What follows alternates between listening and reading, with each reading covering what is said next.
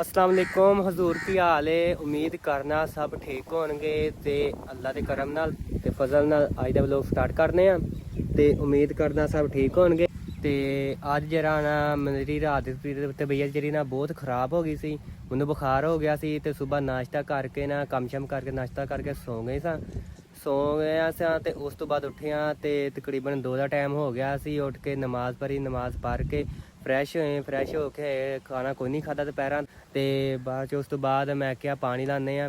पानी जरा ना रहमान ते मुबशर ने लाया होया सी ते मैं आया, मैं क्या वेखना पानी कित्थे लगा होया ते पानी उस क्यारे लगा होया सी ते मैं चुक ढक्कन इनू ला दिता ते हुण मैं इत्थे खलोता। मैं क्या चलो झट जरी ना धुप्प सेकी है ते जरा ना बुखार होया सी ना, इस करके गले दी खराबी होई सी। मौसम चेंज होंदे आ ना ते इस करके ना थोड़ा गुरेज करो मौसम तो भी, मसलन खान पीने दी चीज़ां तो ठंडी आह्ली चीज़ ना खावो ते इस करके जरा ना गले गुले खराब होंदे ते बुखार होंदा।